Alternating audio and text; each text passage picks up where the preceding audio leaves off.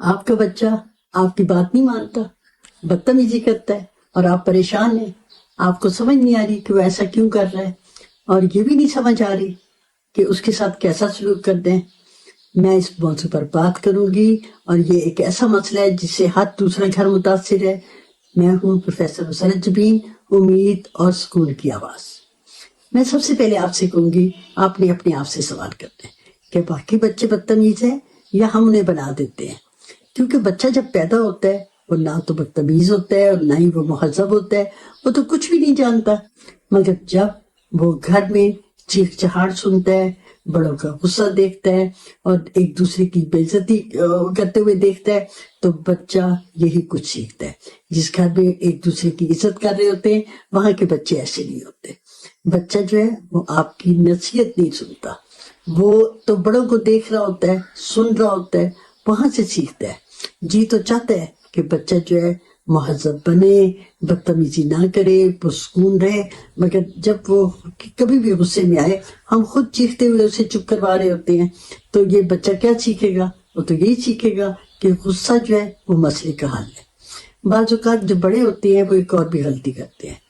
وہ کیا کرتے ہیں کہ آج کسی بات پہ بچے کو انعام دے رہے ہوتے ہیں، اور اگلے دن جو ہے اسی طرح کے کام پہ وہ ان کو ناراض ہو رہے ہوتے ہیں.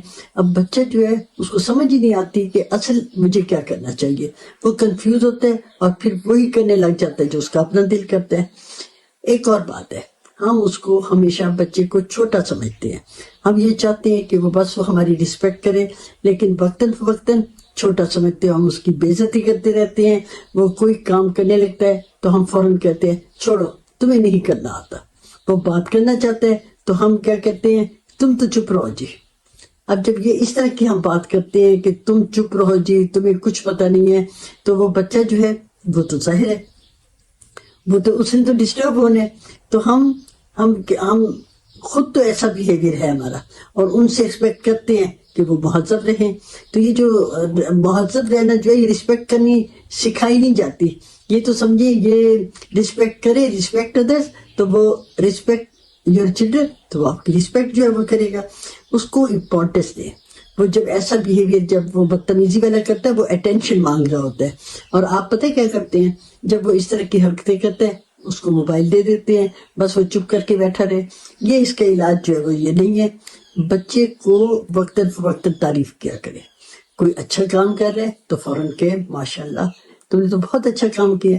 کتنا چھوٹا سا جملہ ہے، لیکن بچے کے لیے بہت بڑا یہ ہے. بچہ اس سے کیا ہوگا، موٹیویٹ ہوگا. ہاں، آپ نے ایک اور کام کرنا ہے، اپنی باؤنڈری سیٹ کرنی ہے. اسے بچے کو پتہ ہونا چاہیے، اس کو ایکسپیکٹیشن لیول جو ہے نا وہ وہاں پہ ہو کہ ہاں مجھے یہ کام کرنا ہے اور یہ کام جو ہے وہ نہیں کرنا. اور اس کو نو بھی کہا کرے.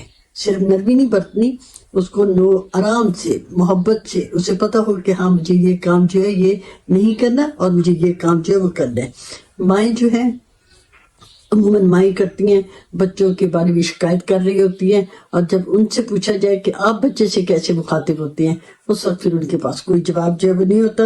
آپ ہمیشہ یہ یاد رکھیں، جو بچے ہوتے ہیں وہ ہماری آواز کا عکس ہوتے ہیں، اور بچے جو ہیں وہ جو ہماری تربیت ہے یہ اس کا آئینہ ہوتے ہیں. یعنی اگر جو ہم تربیت کر رہے ہیں وہی پھر ہمیں بچوں کے بیہیویئر میں نظر آتی ہے.